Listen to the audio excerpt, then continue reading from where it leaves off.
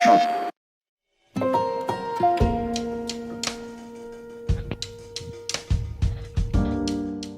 day, everyone, and welcome to today's webinar.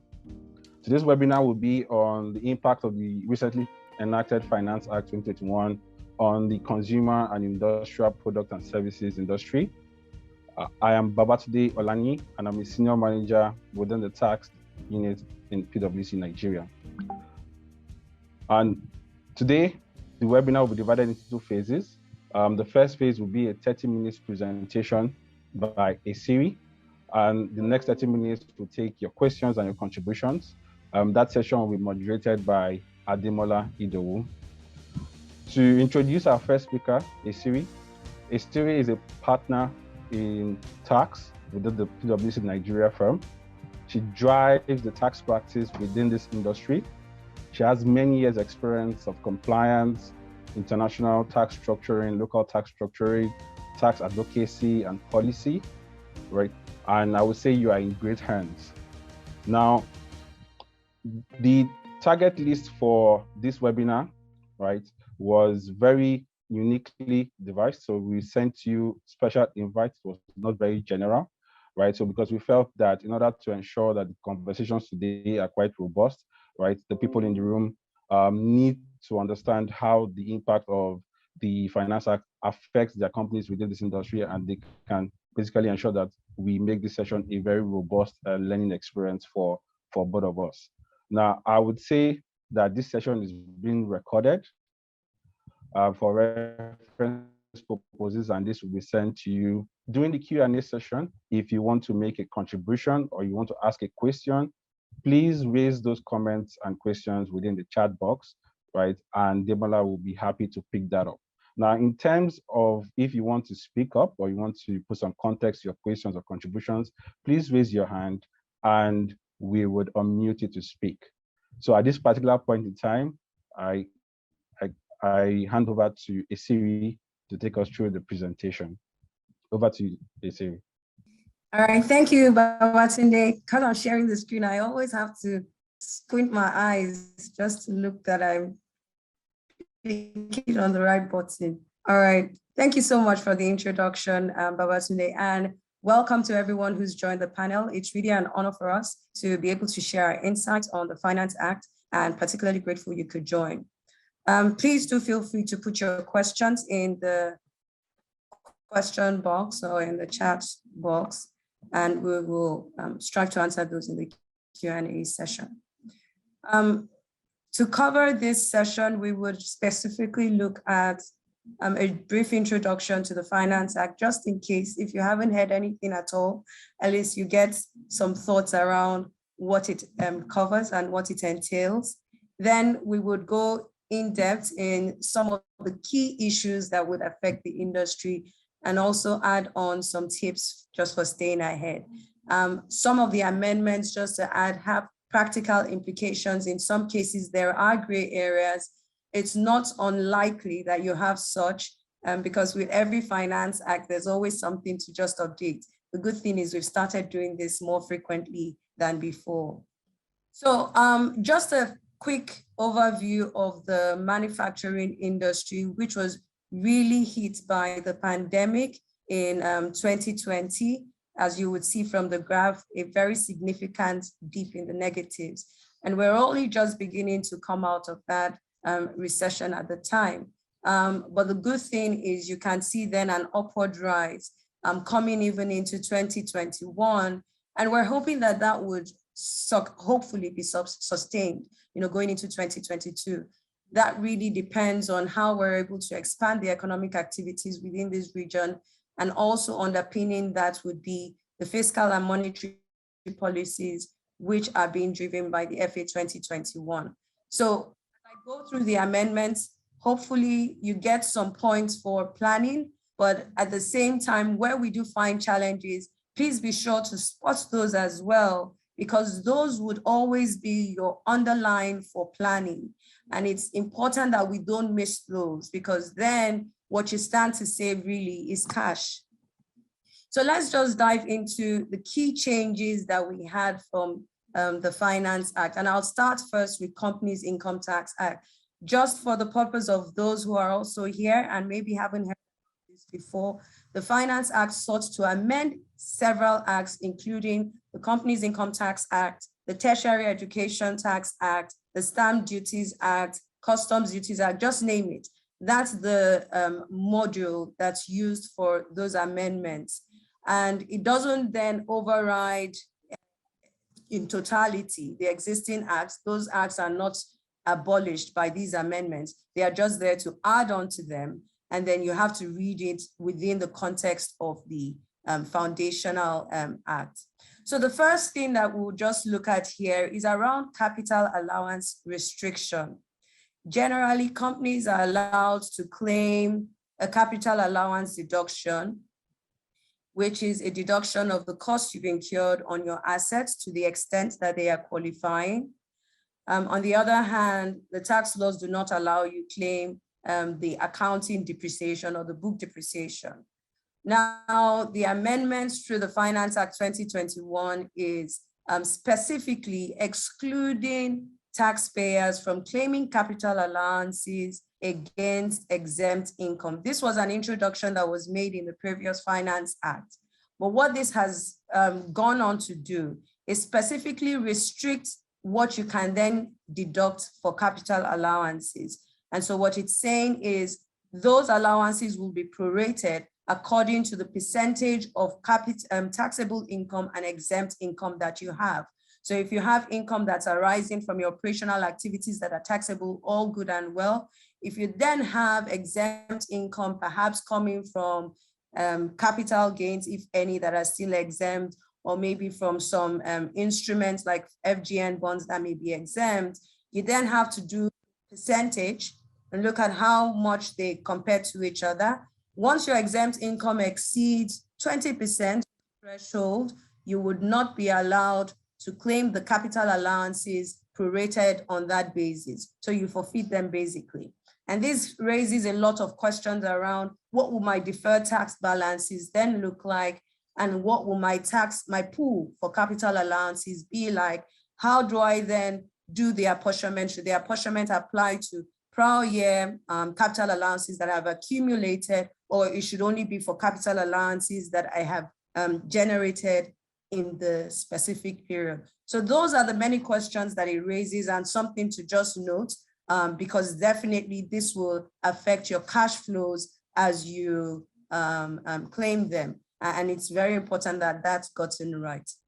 The next thing is around small and medium companies. In previous Finance Acts, we had a definition for small and medium companies, which include those with turnover of 25 million being small companies who were then exempt.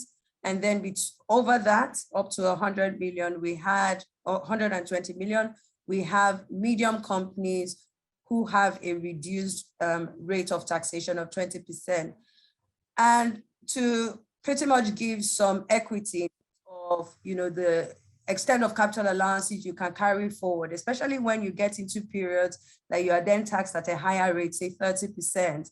This is saying that restriction also applies to you cannot bring forward the allowances you enjoyed as a small or a medium company into periods where you then be taxed at a higher rate. So you basically forfeit them.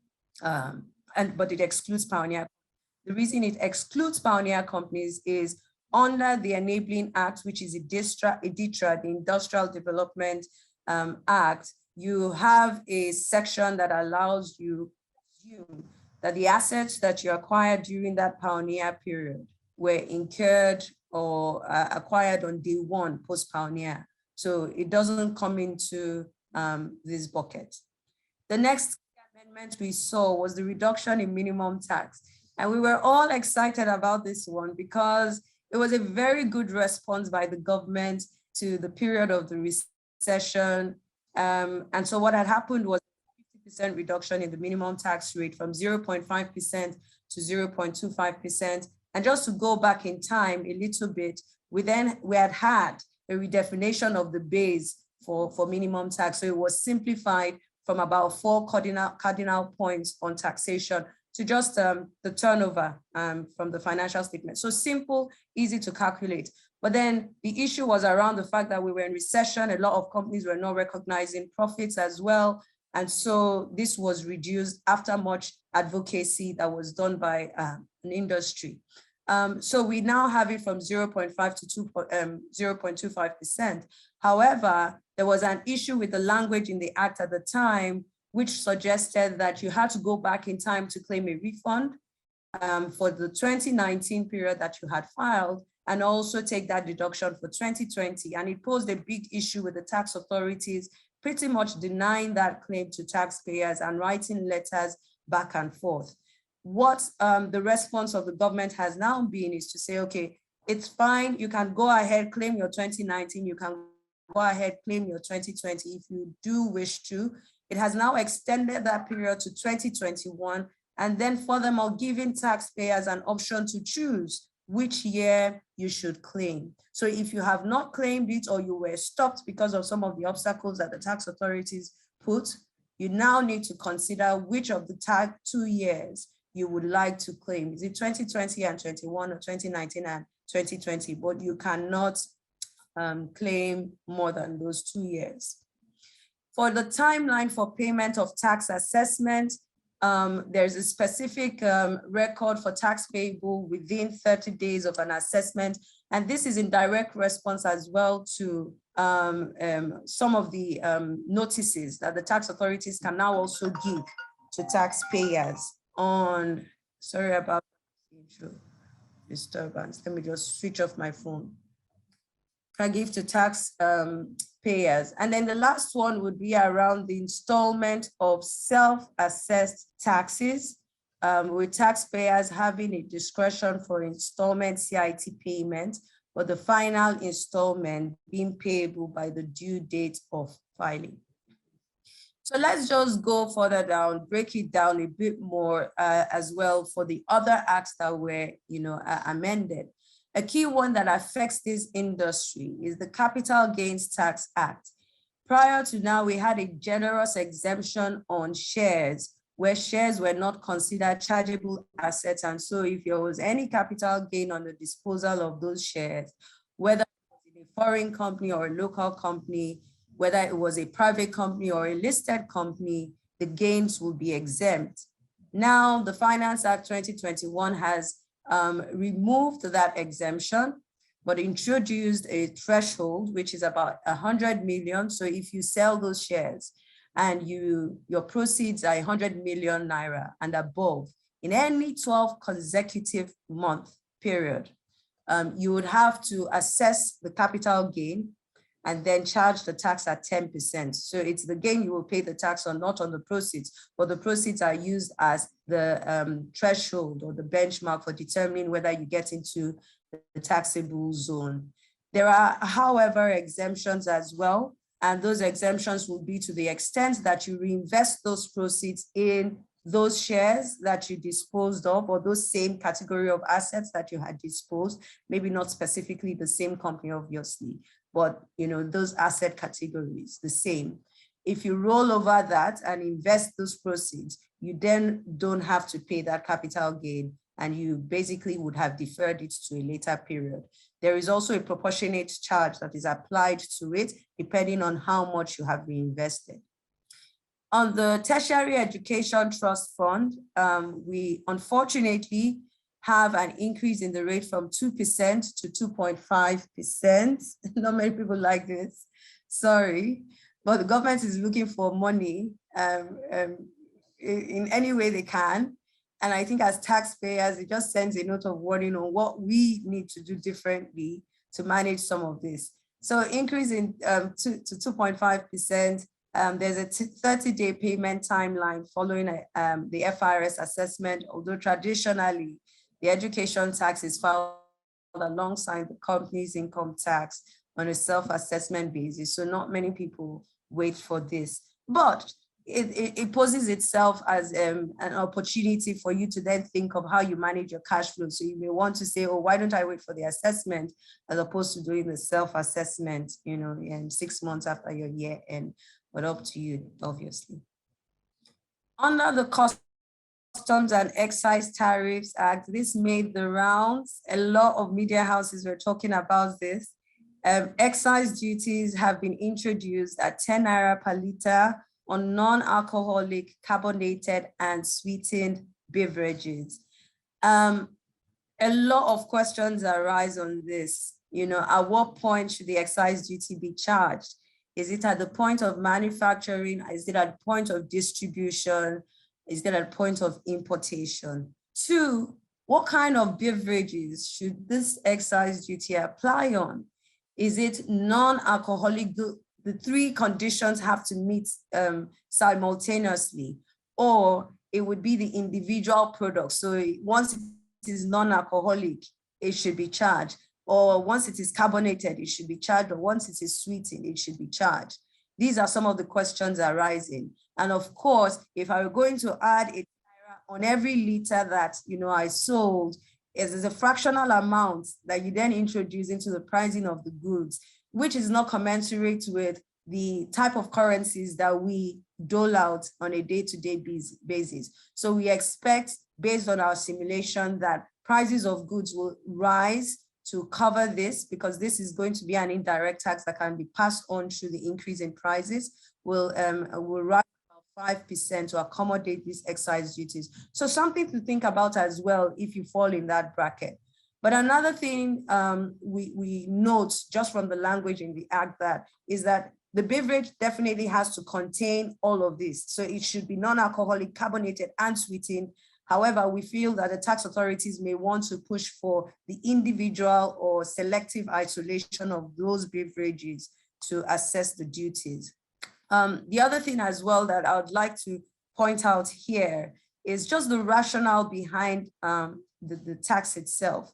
And it's one of the reasons why, at least I'm optimistic that there might be some further amendments down the line. And this is only a starting point to get us to where we want to be. Some of the thinking behind this was really around the health of the nation, you know, and where are those areas that we could achieve at least some national good in terms of the health of our people, but also at the same time, you know, capture some wins from a financial perspective, you know, to cover the deficits that we have. And the more important reason that taxes definitely are required to fund the budget. That was the thinking behind this. Unfortunately, there wasn't much thought given to what kind of sweetener is used for the beverage, because truly we do have alternatives to sugar, for instance, and sugars are unhealthy. You know, we have healthy sugars definitely, but this has just put everything in the same bucket. The second consideration as well is, do we really suffer obesity in this jurisdiction or in this climate? And is this supposed to be a top issue of concern for the government?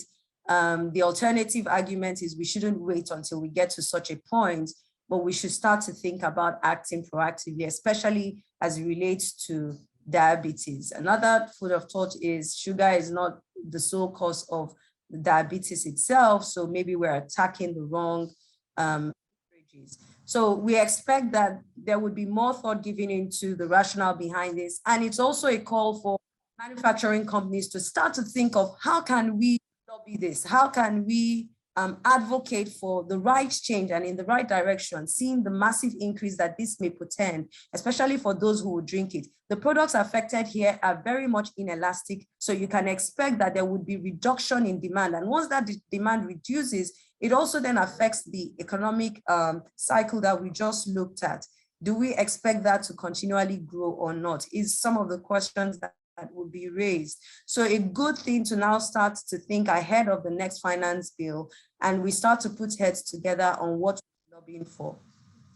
The Nigerian Police Trust Fund Act has been dusted again. We had this one before, we've had it for years, enacted in June 2019, but the provisions for how to administer it were not clear. They're still not clear, but they've introduced some clarity to say that it is the FRS that would administer and collect the tax. And the tax is 0.05% of the net profit. Net profit not defined as well, but we believe that to be the profit before tax. But then again, you know, or profit after tax, which gives us a lower figure. I would choose that if I were the one. All right. The Federal Inland Revenue Service Establishment Act as well empowers the tax authorities to be able to deploy third-party technology for tax administration. And that means they can come into your place and plug their system to your own platform and get information for the purpose of administering tax.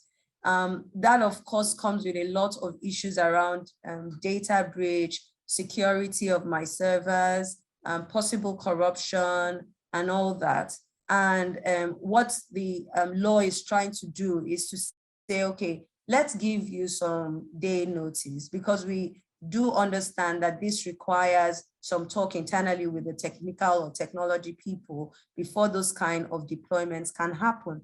And so there's a 30-day notice. There is also the opportunity for you to object once you're able to show good cause. Good cause isn't defined in the act, so you have to demonstrate that yourself. The onus will be on the taxpayer. In the absence of doing all of that, there would be a penalty for failure to allow the tax authorities deploy, which is 25,000 naira daily. The one thing to note is there have been updates around this where the tax authorities may be suggesting that the cost of deployment should be borne by the taxpayers. But that's also a good cause to push back, because you are not the one who brought up this law. They need to take responsibility and own the verb deploy and actively deploy their own assets, you know, to the extent that it aligns obviously and doesn't cause substantial disruption to the company's activities.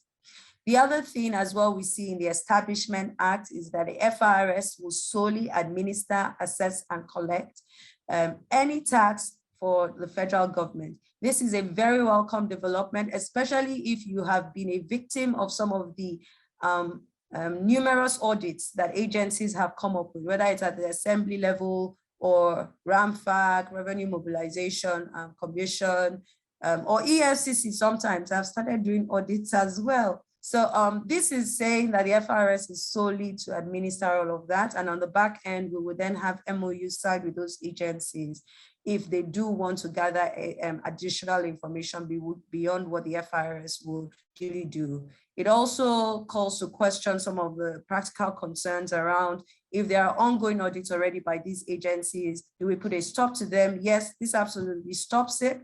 But what it then means is how do we finalize that? So the FRS needs to carry on from there, and for subsequent audits from now, with the 1st of January 2022, it all has to be handled by the FRS. So you have a good base objecting to them. Contravention, you can see, attracts a fine of 10 million naira. Okay. I thought there was going to be more, and I finished just on the dot of time, 10:28. I just have about 2 minutes. So I think at this point, I will hand over to Ademola and Babatunde just so we can go through the questions. Please feel free to raise your hands. Let's make this interactive as much as possible, and we can unmute you to speak. So over to you, Babatunde and Ademola. Yeah, thank you very much, Isi, for that insightful presentation. I just want to highlight some of the three key messages that came through to me. The first one is government is looking for money. You can see that through the increase of taxes, ensuring the FRS is the sole body for collecting taxes. The second thing is tax advocacy and tax lobbying.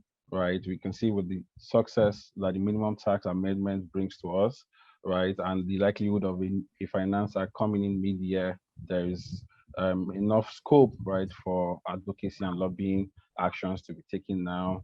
And lastly, I got a bit more insight, right, into the thought process of the lawmakers, right, on those issues, right, from the presentation. So if anybody wants to understand a bit more around this context, we have somebody here who was in the room when these conversations were happening. I can put more context to your understanding of the impact, right? So at this particular point in time, I would hand over to Demola to take us through the Q&A and contribution section. Thank you very much, Babatunde, and thank you, Siri, and thank you very much for the beautiful presentation. There's really no doubt that the recent changes in the Nigerian tax environment calls so much for attention that all businesses really need to be up and doing with regards to the impact on their businesses. So, as Babatunde mentioned earlier, we're now in the Q&A session, and we would implore everyone to please drop your comments in the chat box, or you can signify by raising up your hands if you would like to speak, and would unmute you and call you to please take your questions. So I will just scroll through the chat box to see if we have questions there already.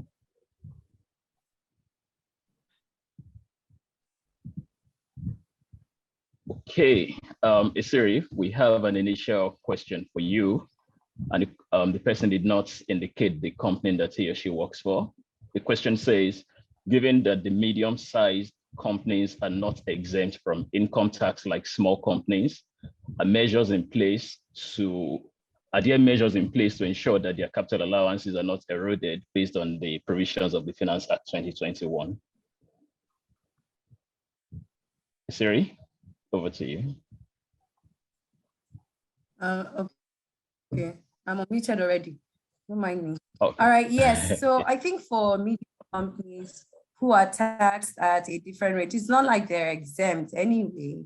There really should be room for them to carry forward their capital allowances and hopefully claim them at even a much reduced rate so that the tax impact is at 20% as opposed to the full 30%. So some apportioning needs to be had in that sense. And then you just freeze, the brought forward capital allowances to 2022, and those would be the pool that will sit still under the 20% bucket. Because the ultimate goal is we don't want you to double dip. So if you had calculated capital allowances at a time where you had exempt income, you can then use those same assets or the capital allowances that were derived from those assets to reduce the taxable income or the tax of the taxable income.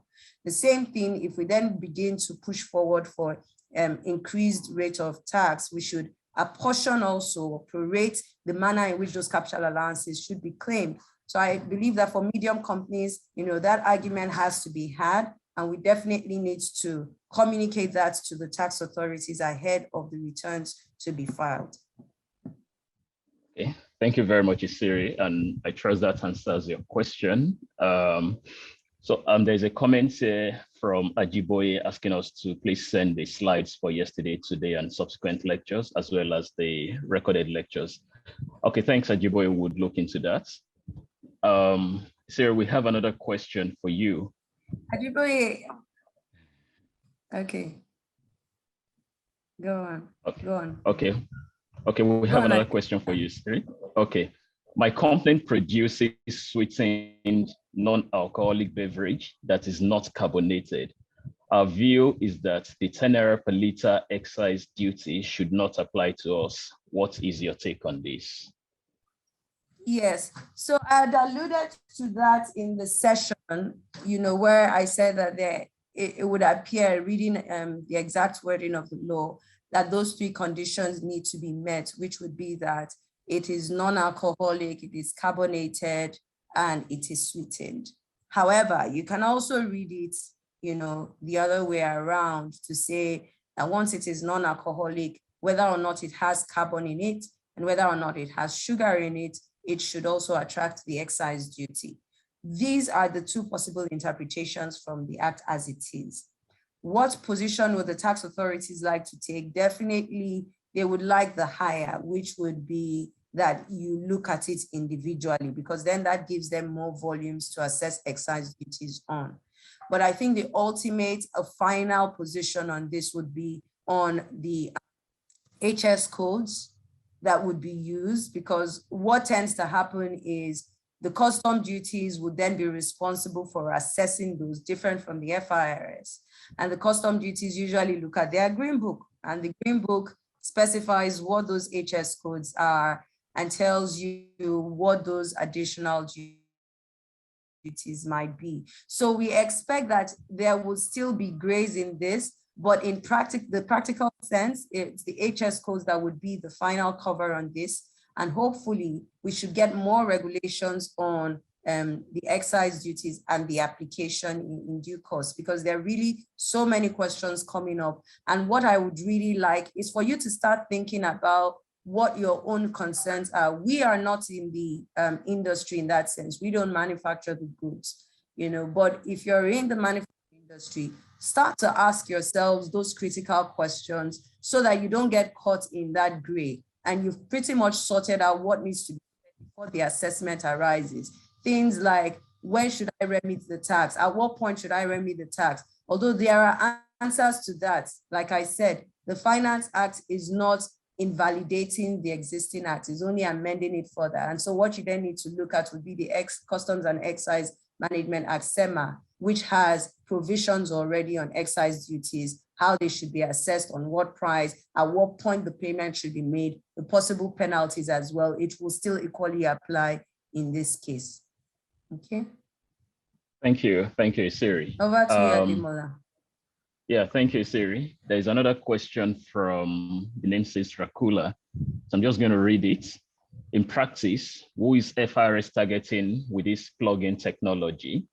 It makes sense. It makes some sense for VAT monitoring for some very big and highly computerized companies like telcos and large retail operations, but would be chaos for running of the mail, medium, and small companies. What have you been seeing in terms of who and how the FRS is targeting companies? Yeah, that's a very great question that you raised, Dracula, and thank you for just sharing that, because that also gives us the opportunity to share insights as well with the entire group. So what we've seen, and like you've already alluded to in your question, is they actually are going after big companies. And the genesis of this also is coming through from companies that were providing services on digital platforms where the FRS does not have a view, of what is going on, and they want the information real time and online. At some point as well, they were even looking at airlines too, to the extent that there was no VAT exemption, that the airlines too, they needed to have access to what it was or what transactions were happening, so that those agency fees as well that go on between them and their agents, they could capture VAT at source. So these are some of the concerns. And so we expect that in practice, there would be more focus on the big companies, those in the telco space, those in the airline space as well, those in manufacturing, at least big manufacturers, to the extent that there would be significant revenues that they will have there. But again, for manufacturers, it's this way and that, because really the risk is not as high. You're making physical sales. And so what they just simply need would be the downloads on what your sales are and pretty much your turnover at the financial statements. But for those who are in the digital space, you don't have that kind of access. These are intangible products that are being sold. So I think the FRS will be glued on, accessing information on those type of companies more than the other categories. But that's not to exclude, other companies in these categories like hotels, what's their name now? Hotels, the health sector too. The health sector has, gotten a boom this period. So they might be looking at targeting the health sector in addition to these other sectors that I mentioned. But for small and medium-sized companies, no, it would be a waste of effort to do that, because the cost of collection then far exceeds the revenue that you're ever trying to generate. And what exactly do you even want to plug into? Another group that might also be affected by this would be the betting companies, the lottery companies. Those would likely also be affected. Thank you very much, Isiri. There's an additional question here from Ayo. I'll just try to summarize, from Adi rather. I'll try to summarize it. So Adi is asking that he understands that there is a possibility that the Minister of Finance would issue some directives regarding implementation of excise on non-alcoholic drink. And given that the Finance Act had commenced on 1st of January and that directive by the Minister of Finance hasn't been issued, would it be nice to begin to accrue for for potential liabilities on the excise, or they should rather just wait till we have that directive from the Minister of Finance? So I do want to have your thoughts on this. Okay, thank you, Ade, for asking the question. It's a good one too. You see, let me just give you my own experience from how our government operates, right? So sometimes when you're even going through these rounds of amendments, sometimes we're privy to some of them and we get into those discussions, just before they then pass them into law. Believe it or not, you would then have that there are amendments that just shock you before your very eyes at the time when the final amendment is passed, because somebody just slipped something in. And that's basically what happened with the minimum tax. When last year, minimum tax was supposed to be for targeted years, but then the way it had been changed, the wording had been changed, could now be read retrospectively, which was not the intention. That wasn't the intention. So at the back of the legislators' minds, they had an intention, but that wasn't what was passed across because someone had gone there and changed it. So just looking at this as well, I mean, it's all well and good to hear this type of announcements that say there should be a transition, and it really is ideal under best practices to have a transition where you introduce a new tax. Just as we even had take example, the Petroleum Investment Act, where there were grandfathering provisions that were allowing companies to continue with the existing provisions under the Petroleum Profits Tax Act, as opposed to taking on board the PIA. But then that conversion, if you wanted to have it, needed to be clearly applied for, represented. That transition is laudable. However, we don't see that consistently with all taxes. So with the excise tax, if there is already this being said about the fact that there be a transition, I love to hear that, but I don't want to put my entire money or bet on this. And so what I would suggest is that you start already to accrue for that internally, start that process already. And if there really is a 90-day period and the effective date is prospective, as we would love to have, say from March, then you only need to release those. But you have to definitely start doing those simulations to let yourself know how this will impact the pricing of the goods that you're producing, and what kind of adjustments needs to be had. In fact, some of the options might be that there would be no increase in price, but there might be another line in your income statement that you then want to focus on and optimize because it's such a fractional amount. That may be the case. Or you decide that you want to make a small adjustment. That small adjustment needs to be quantified at the back of your mind.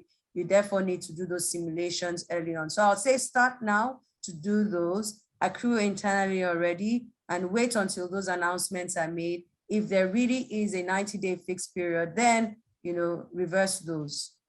Thank you very much, Iseri, for that elaborate response. So I would still like to remind participants that you may please raise up your hands if you would like to ask your questions directly. Otherwise, please continue to drop your questions in the chat box. Okay, Siri, there's a general question. I mean, well, maybe two in one, which I would also take together. And this question is with respect to the Nigerian Police Trust Fund Act. So can the FIRS legally pursue collection of the Police Trust Fund levy from 2019 when the act was when it was enacted, or should it apply effectively from 2022 when the administrative framework was instituted by the Finance Act 2021? And closely related to that is someone raising a point that there was no definition of net profits in the act. So what should be taken as net profits? Thank you. So this question is a great one. I like the fact that, at least there's something going to the fund of the police, but again, how that should have been funded is another question. Should it be an additional burden for companies? Why is the government not just taking that solely from maybe any federation account on other taxes that have been paid? That's another discussion for another day, unfortunately. But I mean, just looking at it, when there is an act, when there's an enactment, there usually would be a commencement date. And with the police fund, we had an enactment date from 2019 when the act came into being, January 2019. What we didn't have were the procedures or the administrative rules on how it would be collected, but also a deeper dive on how it would be assessed, which is why you've also raised the question of what really is the net profit. The net profit wasn't defined there. And those are some of the flaws that have been highlighted and we thought would be addressed in 2021, but it hasn't been fully addressed. What, however, has been addressed is that the FIRS can now collect this tax.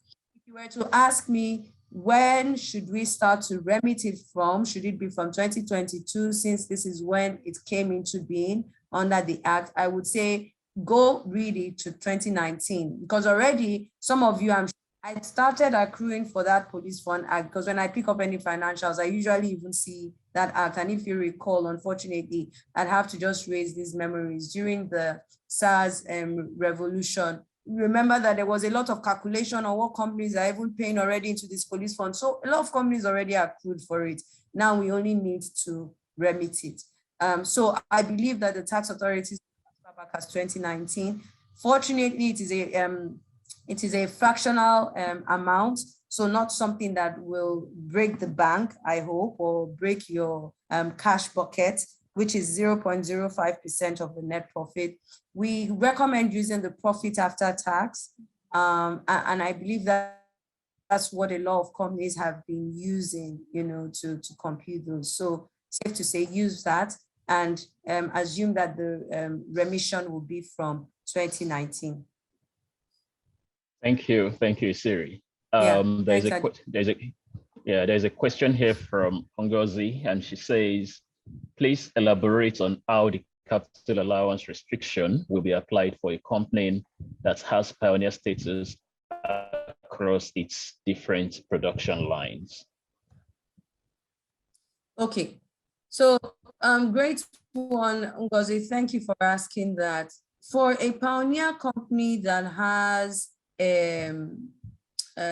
status, that pioneer status across its different production lines, it won't be any different from a standalone company that has to now do this analysis. But like we said before, the pioneer companies are excluded from this proration. So once you come out of the pioneer, all those assets that you acquired during the pioneer, save for disposals that were made during the period, you bring them in post-pioneer, day one, those assets are yours, okay?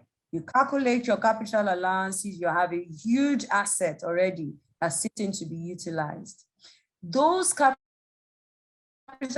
allowances, that what, 30% on income tax, 2% on assessable profit, with all those smaller ones now that we've mentioned, okay? So you would calculate your tax on that, you would take your capital allowances, will offset it against your profits as you normally would with a standalone company. If your other production lines are still in pioneer, you will not have to do what I have just mentioned. They will sit there, no capital allowance computation. At least the only reason you are doing the capital allowance computation perhaps is for the purpose of assessing what your deferred tax asset is, and you don't really need to do that anyway. You can just use your depreciation line to calculate your deferred tax asset. So those ones that are still out of in pioneer, you are not calculating any capital allowance for them. They sit pretty as they are. You wait until post-pioneer to enjoy them. But if at any point in time, you then start to get exempt income, you will now look at post-pioneer for any of those production lines, because you must have segmented profits and loss statements, as well as balance sheets for all your profit lines and production lines that are coming out of pioneer until such a time when the whole pioneer has expired, and then you can then combine them in one tax return. Now, each of those ones now, once you come out of that pioneer, you do your calculation, you ask yourself, is there any exempt income aside from my operating profits for my production line? If there is an exempt income, is that exempt income, what is it as a percentage of my total income? Does it exceed 20%? If it exceeds 20%, you must restrict your capital allowance claim. Now, to restrict that capital allowance claim, we ask yourself, which capital allowance will I restrict? All wonderful capital allowances that you brought from your pioneer period into the post-pioneer, that pool is what you're going to then use to test this.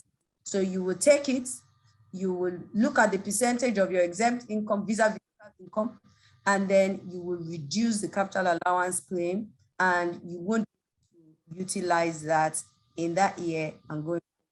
So it will apply to you once you come out of the pioneer, but all that pool that you brought from the pioneer would then be tested at that point because it's assumed to have been acquired on the day post-pioneer.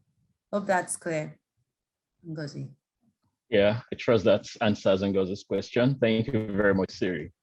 More questions are coming directly to the host, and we have a question here talking about the increase in the TET rate and when the when the increased rate should effectively apply. So should it apply to 2022 year of assessment or to 2022 financial year? Yeah, so this one will apply to your 2022 year of assessment, not the financial year, because the act has already taking effect from 1st January 2022. It affects all the returns that you file in this period. And remember that even for filing of companies' income tax, you do it on a preceding year basis. So the act is focused on 2022 year of assessment. The year preceding is 2021. So unfortunately, periods from 2021 will now be affected by this higher rate of 2.5%. It would have been fantastic if we could go with the calendar period, but unfortunately, I don't think there's much leeway in the act to argue for that. So it would be for your 2022 year of assessment. Okay, thank you, Siri. There is another question closely related to Dracula's earlier question, which says that what measures are in place to guide against data privacy breach, given the provisions that enable the FIRS to deploy its own and third-party technologies to taxpayers, ERPs. Hello, Siri, would you like me to take the question again? Yeah, yes. Okay, so No, I got the question. Okay, I got the question. Yeah, okay, so there are two fantastic measures in the act now. Yeah, there are two measures that you can take at least. The one is, remember when I was talking about this introduction, I talked about if you're able to show good cause, you can actually deter the tax authorities from coming, and then they can extend whatever periods are required for any plugin. If that is of concern, that can actually be your good cause. And that needs to then be elaborated properly, working with your technology team, just so that you can pass that message across properly and there can be an extension. For instance, we did one last year for a company as related to VAT for the B2C group. And it was just very clear that having to do that without a transition period, deducting taxes from individuals or accounting for taxes from individuals without setting it up in the system wouldn't have worked, because they had to set up in the system so that they could distinguish between companies that would have deducted at source from companies that wouldn't deduct at source, and then in that bracket also identify the individuals who would be your B2C market. So that would have taken time. And under the OECD guidance, you actually need about 6 months transition time for new laws like that. That's best practice. So we went with all of that, showed good cause, and we actually did get an extension. So I don't think the tax authorities are dull of reasoning in that regard.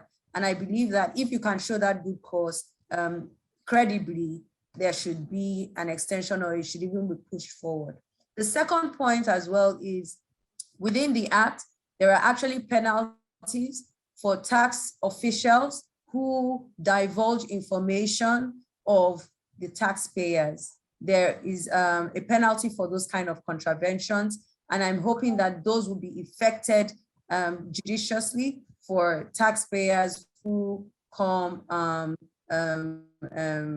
complaining about any possible breaches. But obviously, the ultimate would really be with your own firewalls internally, and that constant test is required. It just definitely emphasizes the point around cybersecurity, but also ensuring that your information is now segmented and classified, and that in terms of the quality of the data that you have you done even a review of that quality of data? Have you evaluated it to say, oh, what is here that shouldn't be here, and what may be possibly leading? As much as possible, the general rule of thumb is keep your information to the minimal, only answer what is required of you. Don't divulge much more than that. Just go straight to the answer. Don't even give them more, because once you start to give more information beyond that, you start opening more doors for them to ask more, and then you possibly inadvertently could expose data that you shouldn't be exposing to the authorities. But you can't tell them not to do it because the law empowers them to. Okay. Yeah. Yeah, thank you. Thank you very much, Siri. I think we can still take one more question, and there is a question here from Titilayo, who is asking that, so my question is on capital allowance for small companies. What happens in a scenario where a company was a large company and had accumulated unrelieved capital allowances, but due to business performance, the company reported turnover less than 25 million in a particular year of assessment? Would the accumulated unrelieved capital allowances brought forward be lost, or can the company carry same forward to such a time when it becomes a large company? This question is doing my head, turning, and I'm thinking, what's the best answer for this? I really to freeze and carry forward to when we become big companies, but the law is saying that you'd have to forfeit it when you become a small company. But again, can we resume, that claim when you then become a large company? I think it's something that definitely should happen, because even in other jurisdictions, what you then have is a pool that's segmented according to the different categories of assets and also how you can claim them. So those pools are admissible, for instance, in the UK. Why can't we also do that? So I think it's a question that we need to sit down and analyze together. And if it means reaching out to the authorities as well, we need to absolutely do that. So it is clear that we will carry this forward to such a time when we're large companies, because I don't believe that there is a restriction currently in the law. What it just says is that if you were a small company, whatever capital allowance accumulated, you cannot enjoy them when you're a big company. The reverse is the case. If you're a big company, whatever capital allowances you accumulated, then you can't use it as a small company. Obviously, there's no way you can utilize them. But if you're a medium company, you can utilize them at least to the rate of 20%. And if you're a big company again, then carry forward the rest. But I don't believe it should be forfeited. So that would be my position. And it's important that that is just further discussed as well with the authorities before you file, so that you know what your risk area is. All right. Thank you very much, Isiri, for your responses, and thank you so much to our participants. We appreciate the engaging Q&A session, and I'd just like to remind everyone that the tax environment is constantly changing. So in as much as we keep on seeing all these complex issues, we should remember to seek professional advice where necessary. We should also proactively review our transactions so as to identify any tax risk that might be inherent in therein. So at this point, I would like to hand over to Babatunde Olaniyi to help close the session. Thank you. Yeah, thank you very much, Demola, and very special thanks to Isiri and Demola for this insightful session. Right. Thank you everyone again for sharing 1 hour of your morning with us. I would just like to close by saying, if you have any additional questions or you want to have deeper conversations, please feel free to reach out to the contact on the invite to the webinar or your preferred PwC contact, and we'll be happy to take it forward from there. Right. Thank you very much again, and have a great rest of the day. Bye. Bye. Thank you.